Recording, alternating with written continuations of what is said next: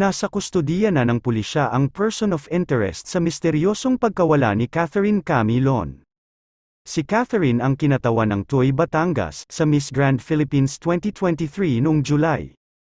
Ayon sa Police Regional Office 4A, ang POI sa kaso ni Catherine ay kabaro nila o isang alagad din ng pulisya.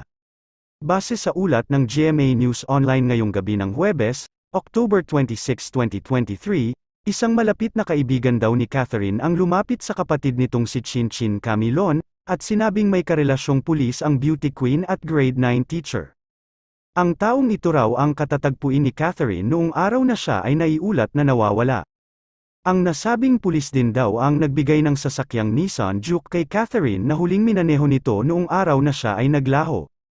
Ayon sa pulisya, nirelieve na sa kanyang posisyon ang pulis habang isinasailalim sa investigasyon.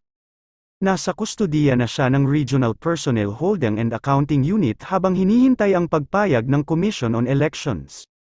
Pahayag ni Acting Regional Director Brigadier General Paul Kenneth Lucas, the removal of the police officer from his position is essential to ensure that the investigation remains free from potential influence and guarantees a fair and thorough examination of the case.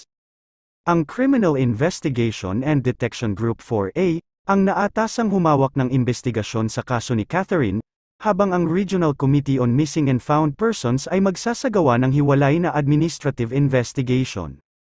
Sabi ni Lucas, "We understand the concern of the family of Miss Camilon during this challenging time.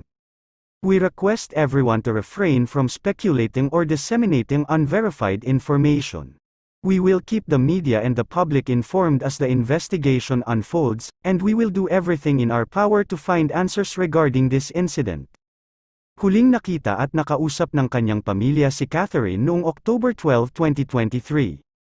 Saad pa sa ulat ng GMA News Online, nagbigay ng dagdag na reward money ang Presidential Anti-Organized Crime Commission na nagkakahalaga ng 50,000 piso, ibig sabihin nito, umabot na sa 250,000 Philippine pesos ang reward money para sa sinumang makapagbibigay ng impormasyon sa kinaroroonan ni Camilon. Ang 100,000 piso ay mula sa business sector ng Region 4A, at ang 100,000 piso naman ay mula kay Batangas Vice Governor Mark Leviste. Idineklarang missing person ng pulisya si Catherine noong October 18.